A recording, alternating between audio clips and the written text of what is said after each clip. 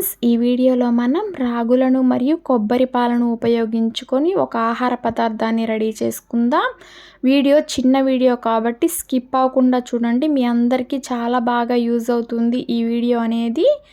మొలకెత్తినటువంటి రాగులను 1 cup తీసుకున్నాను. కొబ్బరి పాలను 2 కప్పులు తీసుకుంటున్నాను. 1 కప్పునైతే ఇప్పుడు యాడ్ చేసుకొని తగినంత బెల్లం, ఇలాచీ వేసేసుకొని మిక్సీ పట్టుకున్నాను. మీరు వీడియో చూస్తూ ఉండండి. నేను రాగులలో మరియు కొబ్బరి పాలలో ఉన్న ఆరోగ్య ప్రయోజనాలను అయితే చెప్తాను.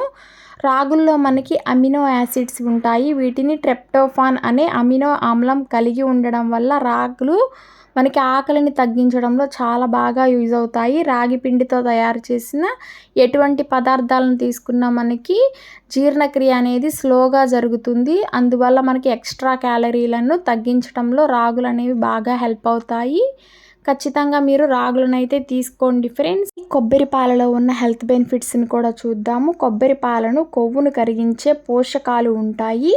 ఇవి కొలెస్ట్రాల్ను తగ్గించడంలో మనకి సహాయపడతాయి. ఇందులో లారిక్ ఆమ్లం ఉండడం వల్ల మంచి కొలెస్ట్రాల్ పరిణామం అనేది పెరుగుతుంది. కొబ్బరి పాలలో యాంటీ ఫంగల్, యాంటీ వైరస్ గుణాలు ఉన్నాయి. శరీరంలో వైరస్లను, బ్యాక్టీరియాలతో పోరాడడానికి ఇది మనకి సహాయపడుతుంది. అంతేకాకుండా శరీరంలో రోగనిరోధక శక్తిని కూడా పెంచుతుంది. మామూలు పాలకు బదులు ఇలా కొబ్బరి పాలను తీసుకుంటే మనకి చాలా రకాల హెల్త్ బెనిఫిట్స్ ఉన్నాయి కదా.